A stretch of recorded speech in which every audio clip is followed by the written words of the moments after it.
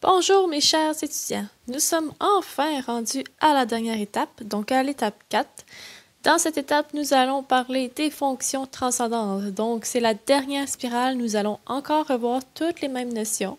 Donc domaine, les asymptotes, les dérivés, l'analyse de fonctions, l'optimisation, les taux liés. Donc, on va revoir l'ensemble de ces notions-là, mais avec les fonctions transcendantes, donc avec les fonctions du type e à la x, sin de x, cos de x. Donc, en fait, dans cette étape-ci, ce qui va être difficile, c'est pas nécessairement les notions, parce que maintenant, au stade où est-ce que vous en êtes rendu, vous les connaissez, ces notions-là. Ce qui va être difficile, c'est plus de retravailler avec les fonctions transcendantes. C'est pour ça que, comme d'habitude, je vais commencer mon chapitre avec un rappel. Donc là, je vais y aller une étape à la fois. On va commencer avec les fonctions exponentielles. Donc, les fonctions exponentielles, c'est les fonctions qui ont la forme suivante. Donc, b exposant à la x. Donc, dans le fond, b, c'est une constante réelle, positive, différente de 1. Donc, par exemple, 3 à la x. Et x, ce qui est important, c'est de voir que la variable indépendante, le x, est en exposant. D'où le nom de fonction exponentielle. Dépendamment de la base, le graphique va être un peu différent. C'est sûr que vous, au secondaire, vous avez peut-être analysé les fonctions exponentielles suivantes. Donc, 3 à la x, 2 à la x ou une demi exposant à x. Donc, c'est celles qui sont de base. Évidemment, nous, on va essayer d'y aller avec des fonctions un peu plus complexes. Mais ce qu'on peut déjà remarquer, c'est que si votre base est plus grande que 1, comme ici 2, 3 et 4, notre fonction, elle est toujours croissante. Tandis que si ma base est entre 0 et 1, parce que la base doit être un nombre positif, je vous rappelle, donc entre 0 et 1, c'est 0.5, 0.33, 0.25, donc une demi, un tiers, un quart, la fonction est décroissante. Le chiffre de la base, ça fait juste comme modifier un peu l'inclinaison. Qu'est-ce qui est commun aux deux? Ce qui est quand même flagrant, c'est que le domaine de ces deux fonctions-là, peu importe votre base, le domaine, c'est les réels. Donc, si vous remarquez, pour le premier, il n'y a aucun point vide, aucun asymptote vertical, et même principe ici, aucun point vide, aucun asymptote vertical, peu importe la valeur de x. Donc, le domaine des fonctions exponentielles, c'est les réels. Par contre, on va avoir une asymptote horizontale, donc ici, elle est située directement sur l'axe des x. Ce n'est pas toujours le cas, mais il y a une asymptote horizontale. Donc, si on a une fonction exponentielle, ça ne va pas être problématique pour notre domaine. On va travailler beaucoup avec les fonctions qui possèdent e. Donc, le e à la x, la fonction e à la x. E, c'est un nombre, en fait, puis on l'utilise beaucoup dans les applications de la vie courante. Donc, pour expliquer surtout le mouvement de population, la propagation d'une bactérie ou de maladie. Donc, le E, c'est un nombre et c'est environ 2,72. Donc, dans le fond, c'est comme si j'avais la fonction 2,72 exposant à x. La base est plus grande que 1. C'est pour ça que la fonction, on va prendre celle qui monte. Donc, ça revient à ce qu'on avait précédemment. Une base plus grande que 1, ça va être celle qui monte. Et je vous ai mis quelques lois des exposants qui sont encore utiles pour le cours. Donc, pour les exponentielles, ça fait le tour. Par la suite, on va voir la fonction logarithmique. Donc, la fonction logarithmique, on va voir que c'est la fonction inverse de la fonction exponentielle. Donc, la fonction logarithmique a la forme suivante. Donc, c'est un log en base b de x. Donc, on remarque que, dans le fond, la variable indépendante est à l'intérieur de x. Souvent, à l'intérieur, on l'appelle l'argument. B, c'est les mêmes caractéristiques que précédemment. La base doit être positive et différente de 1. Je vous ai mis deux exemples ce sont des fonctions logarithmiques très simples. Donc, par exemple, log de x en base 2, log de x en base 3, log de x en base 4. Donc, quand la base est plus grande que 1, 2, 3 et 4, la fonction est croissante. Donc, elle croît un peu différemment, mais l'idée est toujours la même. Entre 0 et 1, donc si je prends une base qui est une demi, un tiers ou un quart, même principe. On voit que cette fois-ci, la fonction est décroissante, c'est juste qu'elle décroît pas nécessairement à la même intensité. La fonction, quand on la regarde, elle est valide juste pour une partie. Donc, si vous voyez, là, on voit juste de 0 à plus l'infini. Donc, dans le fond, ce qui se passe, c'est que en dessous, donc pour les x négatifs, elle n'existe pas.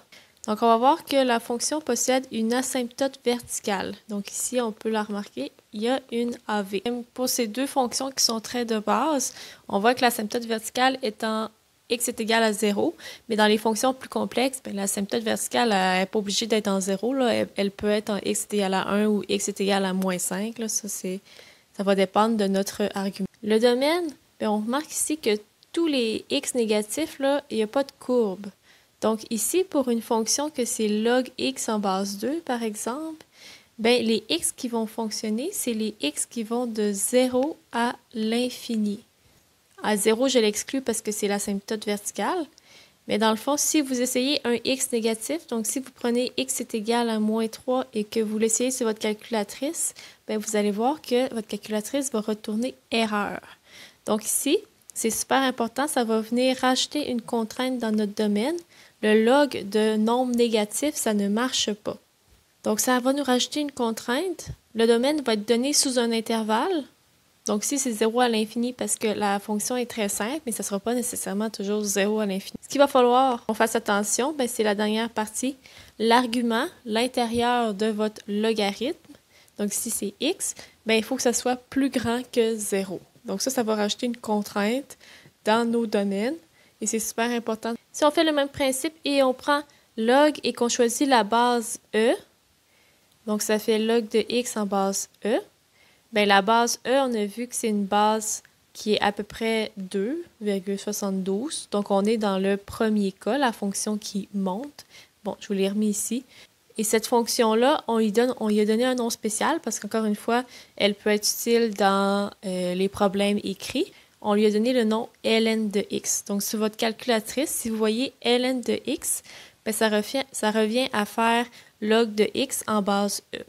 Et c'est associé au graphique. Ici, je vous ai mis quelques propriétés en lien avec les logarithmes. Donc, les logarithmes, si à l'intérieur, donc si mon argument, il y a un produit, on peut le séparer en deux logs et ça vient additionner. Si mon argument, il y a une division, on peut venir le soustraire. Je vous avouerai que les deux premières, on va les utiliser un peu moins. Celle qu'on va beaucoup utiliser, c'est ces deux-ci. Le log d'une expression qui a un exposant. Donc ça, on va vraiment l'utiliser plus à la fin de la session. On va voir ensemble que cette propriété-là vous permet de mettre l'exposant en avant. Donc, il vient multiplier tout le log. Ce n'est pas une dérivée, c'est vraiment une propriété. Donc, on peut venir mettre le v en avant.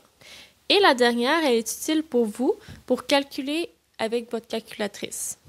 On l'appelle le changement de base. Donc, supposons que vous voulez calculer justement le log de, je ne sais pas moi, 5 en base 3. Mais quand vous regardez votre calculatrice, prenez-la dans vos mains. Votre calculatrice scientifique, mais normalement, elle a deux touches. Elle a la touche log et elle a la touche ln. La touche ln, elle est associée au log en base e. Tandis que la touche log, il n'y a rien d'écrit, mais c'est comme si on avait la base 10. C'est comme pris pour acquis, là. La calculatrice a décidé que la base, c'est 10. Donc moi, si j'ai un log en base 3, ni l'une ni l'autre de ces deux touches-là représente le log en base 3. Donc pour pouvoir le calculer, on utilise cette propriété-là.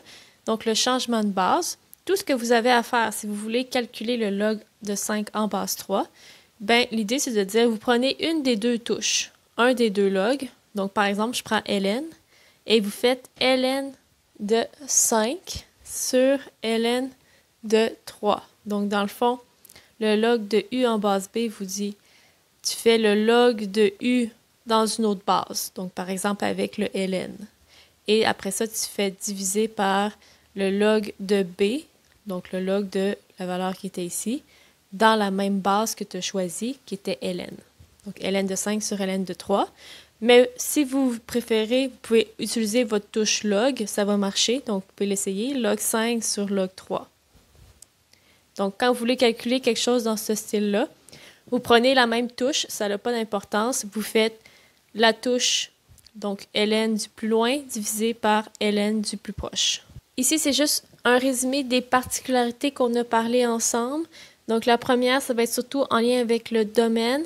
Donc, l'intérieur d'un log ne peut pas être négatif ou égal à 0. Donc, si vous faites sur votre calculatrice ces deux endroits-là, ces deux valeurs-là, ça n'existe pas, ça va faire erreur.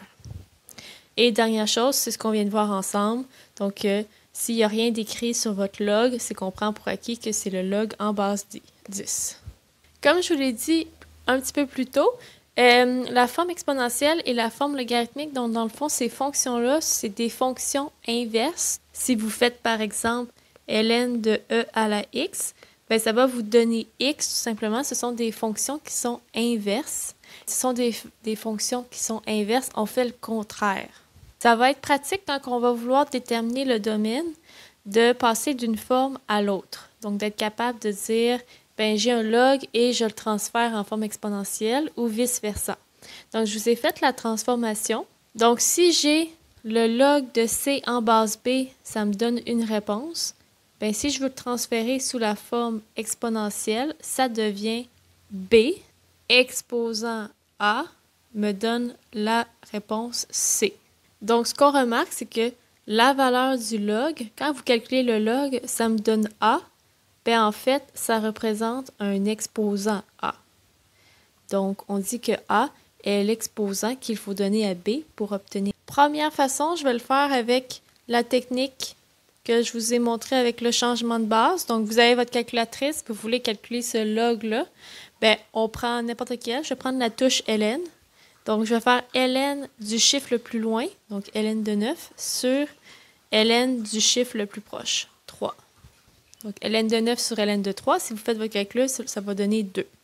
Justement, en B, on vous demande isoler y dans l'expression suivante. Donc là, on va devoir utiliser davantage la propriété que la petite technique de changement de base avec la calculatrice, parce que là, même si vous essayez de votre calculatrice, ça ne marchera pas. Donc, mon problème, j'ai ln de 7y plus 1 est égal à x. Là, ici, je vois que j'ai un ln. Je vais le transformer avec log en base e. Donc, ln, on peut le changer directement par log en base e.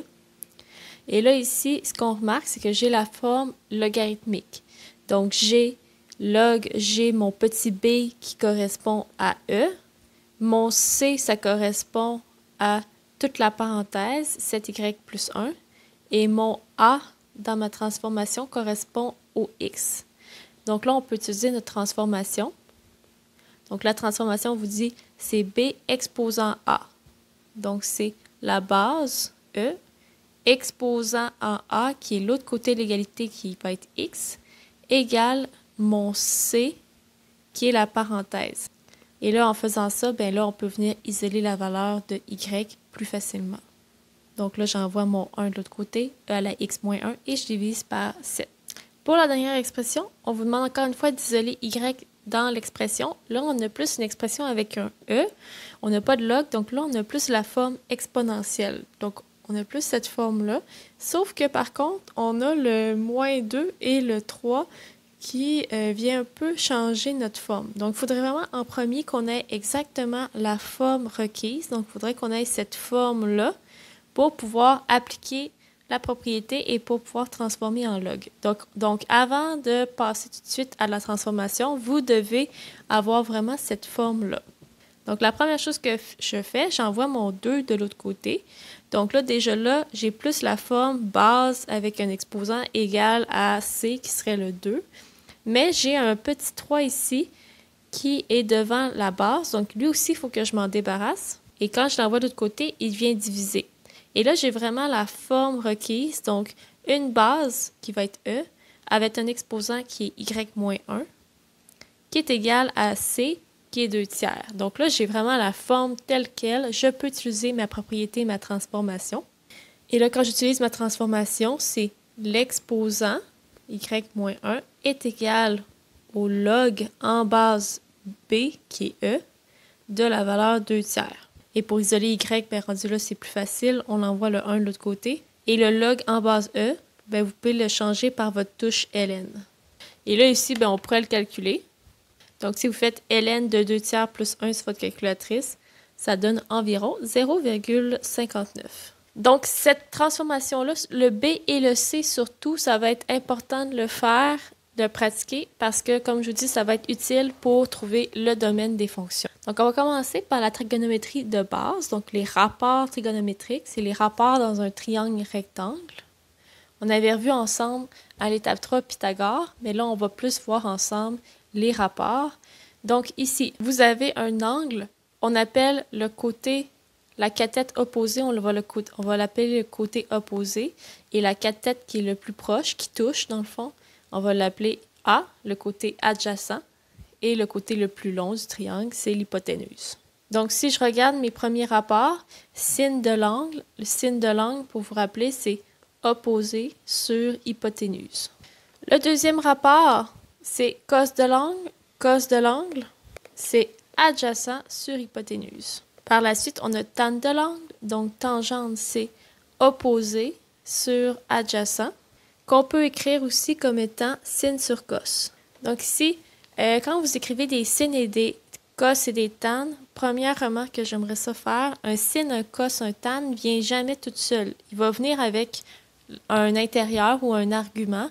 Donc ici, c'est θ l'intérieur, mais normalement, je ne suis pas supposée voir dans vos démarches sin plus x. Je suis supposée avoir quelque chose qui est à l'intérieur du sinus. Donc, les trois premiers rapports ensemble, ce sont les plus pratiques. Donc, ceux-là que vous avez utilisés le plus au secondaire. Et vous aviez votre petit truc mémotechnique, SOHCA, TOA. Donc, sin opposé hypoténuse, K pour cosinus adjacent hypoténuse et TOA pour tangente opposée sur adjacent. Il reste les trois derniers rapports qu'on utilise un peu moins. Donc, cosec, je vais vous écrire qu'est-ce que c'est. Coséquente, c'est 1 sur sinus. Donc, dans le fond, ça va être l'inverse de sinus. Donc, sinus, c'était opposé sur hypoténuse. Donc, ça va être hypoténuse sur opposé. Sec, c'est le contraire de cosinus. Donc, ça va être 1 sur cos. Ça va être l'inverse de 1 sur cos. Donc, si cos, c'était A sur H, ben, ça va être l'inverse, donc H sur A. Et finalement, cotane. Ben, cotane, c'est l'inverse de tangente. C'est 1 sur tan, qui va être l'inverse de opposé sur adjacent. Donc, ça va être adjacent sur opposé. Qu'on peut écrire également comme l'inverse de sinus sur cosinus. Donc, ça va être cosinus sur sinus. Je vous dirais que l'histoire de opposé adjacent et tout ça, ça va être utile plus pour les problèmes écrits, donc pour les taux liés en particulier. Puis pour faire les dérivés, puis pour faire l'analyse des fonctions, on va plus avoir tendance à utiliser les rapports sin sur cos, 1 sur sin, 1 sur cos, cos sur sin. Donc, on remarque qu'à l'intérieur du triangle rectangle, on parle d'un angle. L'angle, bien, il y a deux mesures. Et là, je ne veux pas revenir sur toutes ces notions-là. C'est pour ça que je fais un rappel vraiment très rapide. L'angle, il y a deux mesures possibles, c'est le degré et les radians. Fait que ce qui est important de se rappeler, c'est que pour transformer en degrés et en radians, bien, on fait un produit croisé. Donc, 180 degrés sur votre cercle trigonométrique qu'on va parler dans quelques instants. 180 degrés, la moitié du cercle, ça correspond à pi. Et si vous faites tout un cercle au complet, c'est 360 degrés, ça correspond à 2pi.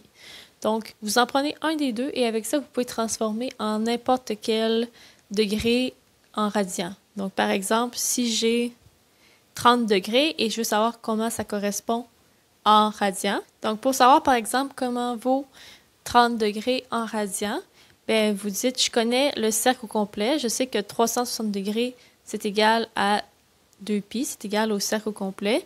Moi, si je cherche juste 30 degrés, je veux savoir comment ça équivaut en radian. Bien là, vous faites un produit croisé et vous isolez θ.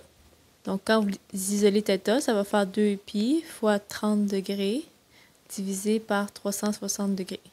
Et là, ben, ça va vous donner pi sur 6. Notez que pour les angles en degrés, on doit vraiment mettre l'unité. Donc, le petit rond, là, c'est important. Parce que les radians, eux autres, on n'est pas obligé de mettre l'unité. C'est pour le passage de degrés en radians. Et je vous ai mis une identité trigonométrique qui est cos carré plus sin carré est égal à 1. Donc, la propriété revient à faire Pythagore, où est-ce que mon triangle rectangle, l'hypoténuse, c'est 1, et les cathètes, c'est cos de l'angle, sin de l'angle. Donc, on fait cos carré plus sin carré est égal à 1. C'est une identité qui va peut-être vous être utile dans une ou un ou deux de vos exercices de devoir. Mais je ne veux pas passer trop de temps là-dessus parce que dans le fond, on ne va pas vraiment les utiliser. Les identités trigonométriques, ils vont vous être utiles beaucoup plus en calcul intégral, donc à la suite du cours. Mais pour l'instant, là, ne perdez pas trop de temps à toutes les revoir. Pour le cercle trigonométrique, je ne veux pas faire un rappel là-dessus parce que j'ai des vidéos que je vais mettre tout de suite à la suite de ma vidéo de rappel qui vous explique comment construire le cercle trigonométrique. Donc, comment trouver les angles en premier, comment trouver les coordonnées des angles, donc comment faire pour savoir que c'est ça, et aussi vous faire un petit rappel sur c'est quoi le cercle trigonométrique. Donc, je vais vous les mettre, ces vidéos, dans la file de la liste de lecture. Donc, ne perdez pas trop de temps à apprendre le cercle trigonométrique. Oui, c'est important de le comprendre, mais je me doute que vous allez l'apprendre par cœur. Donc, dans l'examen, si vous avez besoin du cercle trigonométrique, je vais vous le donner. Ça vaut quand même la peine d'aller jeter un petit coup d'œil à ces 3 vidéos-là pour que vous vous rappeliez si ça ressemble à quoi un cercle trigonométrique. Et ça va vous être utile aussi en calcul intégral. Comme je vous dis, je veux pas trop vous compliquer la vie. Le cercle trigonométrique, je vais vous le donner si vous en avez besoin à l'examen. Ce qu'il faut se rappeler du cercle trigonométrique, ce qui va être important au moins minimalement de se rappeler, c'est que la première coordonnée correspond à cos de l'angle et la deuxième coordonnée correspond à sin de l'angle.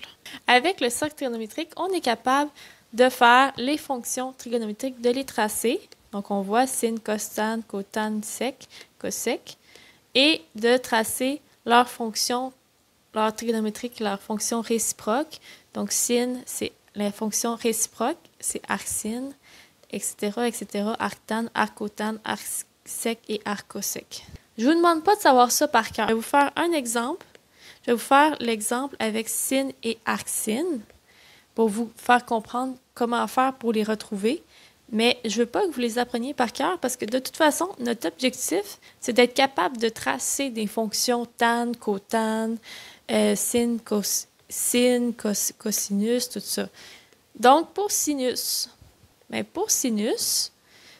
le fond, on veut tracer la fonction sinus. On va commencer par sinus et on va faire arcsin après. La fonction s'appelle y est égale à sin de x. X, ça va être votre variable indépendante et y, ça va être la valeur de sinus. Donc, x, ça va être dans le fond les différents angles du cercle trigonométrique.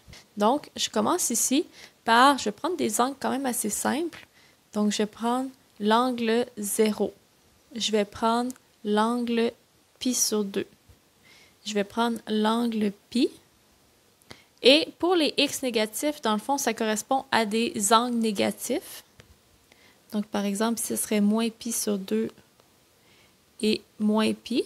Sur notre cercle trigonométrique, un angle négatif, ben, ça veut juste dire qu'on va dans le sens inverse.